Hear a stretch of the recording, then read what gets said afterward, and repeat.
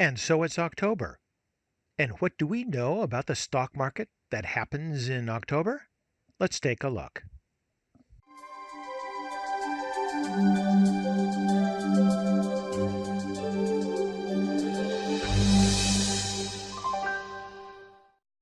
Unfortunately, my timing is not always that great. And it's in part because I record these videos, say, from several days to a week ahead of time, or perhaps even more.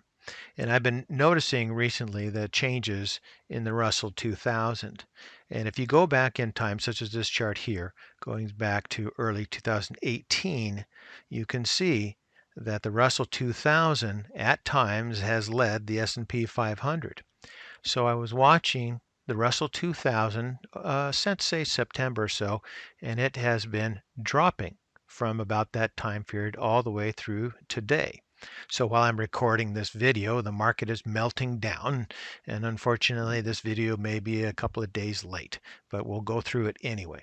But again, this is the chart of the S&P 500 versus the Russell 2000, Russell 2000 in the blue. And you can see that the Russell has been dropping since about early September, and the question becomes, well, what is the S&P 500 going to do? We found out today, Thursday. Let's go take a look at the next chart. This is the S&P 500 versus the financial, and the same sort of thing, particularly with interest rates changing and going up as they have been, and we've talked about that, and we'll talk about that again. But definitely in the past few days, interest rates have spiked up.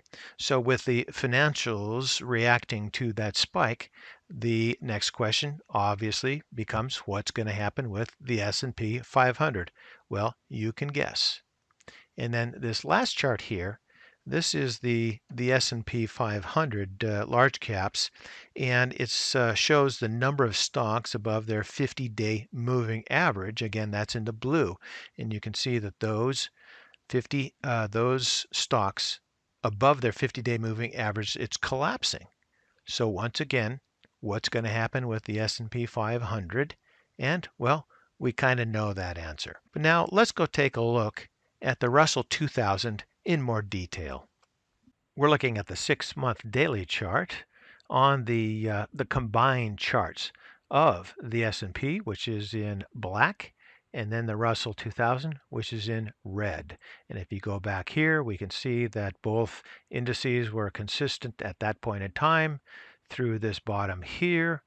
That interim top there, the S&P actually topped out here before the Russell did, and then they both bottomed at more or less the same point in time. But let's come here much more recently. This is what I was talking about. It looked like the Russell was topping out here in late August, early September, while the top in the S&P didn't occur until, say, mid-September and has been just dropping off recently, whereas the Russell has been declining for now over a month, about a month and a week, perhaps a bit longer than that. So even though I'm a few days late with this video, I think it could still serve a purpose of letting us know where the S&P is going to go. Moving on down here, this is just simply the MAC with regard to the Russell. So we had the top at this point here, and then the fall off. It looks like there's still a little bit of acceleration. It attempted, by looking at the histogram, it attempted a bottom there, but it looks like it's trying, but we've had a lot of red days here. So we may have a little bit more to go. Looking at the relative strength, it looks like the relative strength did hit a bottom here, and today it doesn't look like we're going down as far. So I think there is a bottom trying to be set in that area there, and that's also shown by the stochastics here. This was a failed attempt at a bottom at that point in time.